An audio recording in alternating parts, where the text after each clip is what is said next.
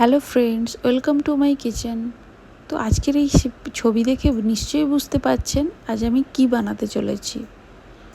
তো আমি আজকে পিৎজা বানাতে চলেছি। তো পিৎজা তো আমরা সবাই ভালোবাসি, কিন্তু পিৎজা বানাতে লাগেও অনেক সরঞ্জাম। তো আমার রান্নার ইউএসপি এটাই যে কম অ্যাভেলেবেল রিসোর্স দিয়ে আমরা কিভাবে টেস্টি খাবার বানাবো। তাই আজ আমি বানিয়ে ফেলেছি সোয়াবিনের পিৎজা। তো চলুন দেখে নেওয়া যাক পুরো প্রসেসটা কিভাবে আমরা বানাচ্ছি।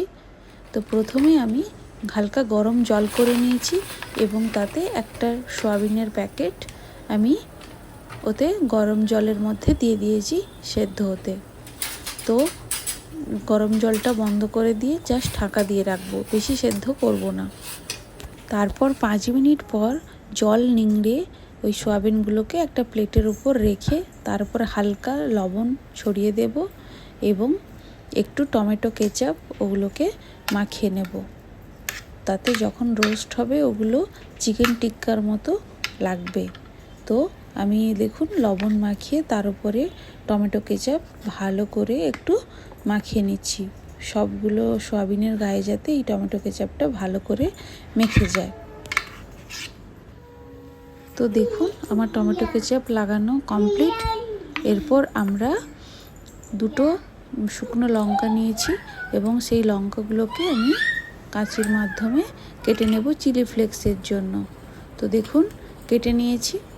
এরপর আমরা দুটো পিৎজা বেস কিনে এনেছিলাম। তো এই পিৎজা বেসের ওপর 3-4 কোয়া রসুন থেতো করে ভালো করে ওই সসের মধ্যে মাখিয়ে নিতে হবে এবং সেই সসটা ভালো করে স্প্রেড করতে হবে পুরো বেসটার উপরে। এই পিৎজা সস কিন্তু আলাদা করে বানানোও যায়। তো আমার রান্নাঘরে আমি একদিন এই পিৎজা সসটা একবার দেখিয়ে দেব। তো যদি না বানানো থাকে তবে এভাবে এই প্রসেসে করলেও কিন্তু ভালো লাগে খেতে। তো এইভাবে সসের মধ্যে পুরো রসুন থেতো করে দিয়ে তার উপরে ভালো করে বেসটার উপরে ওই সসটা স্প্রেড করে নেব। এরপর আমরা একে একে সমস্ত ইনগ্রিডিয়েন্টসগুলো দেব। প্রথমে দিয়ে দিলাম আমরা চিজ গ্রেট করে, তার উপর দিয়ে দিয়েছি এই চিজ আমি ইউজ করেছি আমুল চিজ কিউব, যেটা আমার কাছে অ্যাভেলেবেল ছিল। আপনারা চাইলে এখানে মোজারেলা চিজ ইউজ করতে পারেন, ওটা খুবই ভালো গলে যায়। তো মোজারেলা চিজ সব থেকে ভালো। তো আমার কাছে আমুল চিজ কিউব ছিল, এটাও খেতে খুবই ভালো। তো আপনারা যেটা ইউজ করতে পারেন। তো বেসের উপরে সস দিয়ে তার উপরে আমি চিজ ভালো করে গ্রেট করে নিলাম। তার উপর একে একে সমস্ত ভেজিটেবলস যেমন ক্যাপসিকাম, টমেটো এবং সেই কেচাপ মাখানো সোয়াবিনগুলো একে একে আমি সুন্দর করে সাজিয়ে নিয়েছি পুরো বেসটা। তো আমার পিৎজা সাজানো রেডি। তো এরপর আমি বেক হতে দেব। তো এর ওপরে অরিগ্যানো পাউচ কিনতে পাওয়া যায়, জাস্ট অরিগ্যানো এর উপরে একটু আমি ছড়িয়ে দিয়েছি খেতে ভালো লাগার জন্য এবং ওই চিলি ফ্লেক্সটাও দিয়ে দিয়েছি। এরপর আমি প্রথমে মাইক্রোওয়েভটাকে প্রিহিট করে নিয়েছি কনভেকশন মোডে। তারপর আমি ওই পিৎজা বেসটা ঢুকিয়ে আমি কনভেকশন মোডে 200 ডিগ্রি টেম্পারেচারে 10 মিনিট বেক হতে দিয়েছি।